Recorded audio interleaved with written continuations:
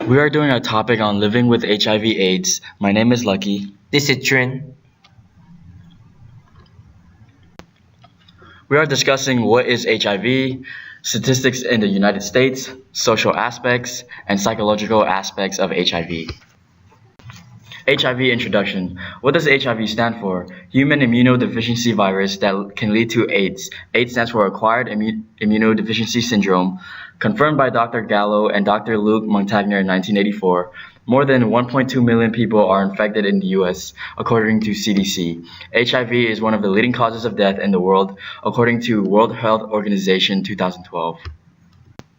HIV virus can be transmitted by having sex with infected partners without using condom, may spread from vaginal, anal, or oral sex, sharing needle syringes from infected partners from the mother to her children, and receiving blood transfusion if it's contaminated.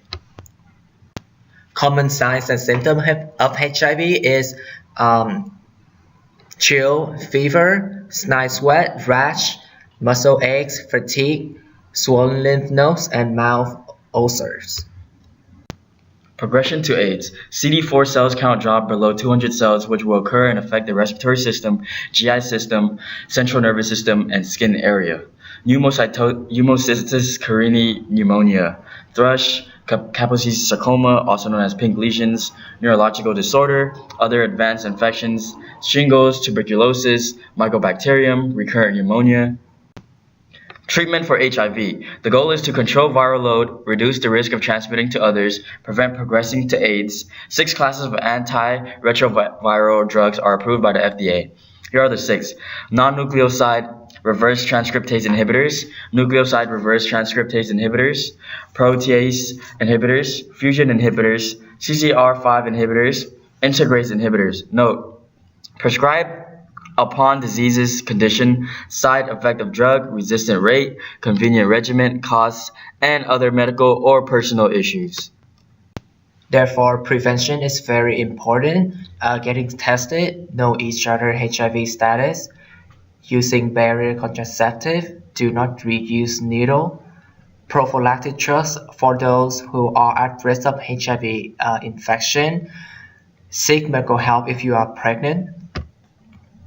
According to the CDC, there are more than 47,000 cases of new HIV infection in 2012. There are more than 13,000 AIDS-related deaths in 2012. HIV population in the U.S. African Americans are most likely to be infected through unprotected sex. People ages 13 to 24, including college students, accounted for 21% of new HIV infections in 2011, as shown on the chart to the left. U.S. statistics. All genders and all ages of people can be infected by HIV if they are not properly educated, as shown by the pictures we have here.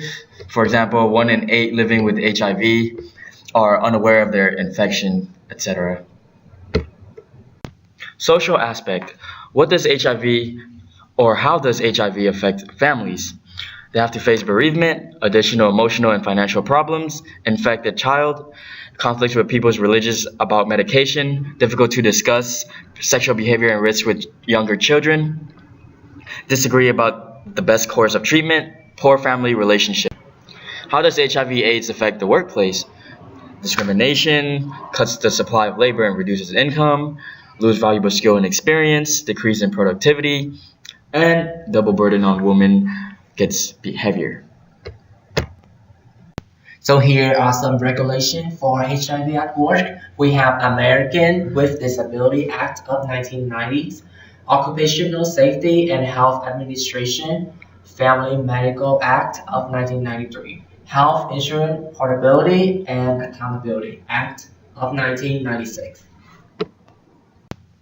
For psychological aspects, we have developmental stage, stigma, mental health problem, and coping with HIV. For developmental stage, stage 1, we have shock, denial, anger. Stage 2, withdrawal. Stage 3 is bargaining, and stage 4 is accepting. Stigma around HIV and AIDS. HIV and AIDS are always associated with death. HIV is also associated with behaviors that some people disapprove of, like homosexuality, drug use, sex work, or infidelity. HIV is only transmitted through sex, which is a taboo and subject in some cultures. HIV infection is the result of personal irresponsibility or moral fault, such as infidelity, that deserves to be punished. Mental health problem, making it harder for you to take all your HIV medicines on time, making it harder for you to keep your health appointments or take advantage of your support network, interfering with your healthy behaviors such as getting enough sleep, exercise, and avoiding risk behaviors such as having unprotected sex, impairing your ability to cope with the stresses of daily life. Coping with HIV. There's internal resources and external resources. For internal, there are cognitive reappraisal of a situation, realistic perception of current life events, strong self-concept and self-esteem, self-control and self-efficacy, positive appraisal of the future. External resources are access to medical care, family and social support network, therapeutic alliance with the care team, psychotherapeutic and psychopharmacological support, support with issues regarding confidentiality, and access to social services. This is our references, and thank you so much for listening.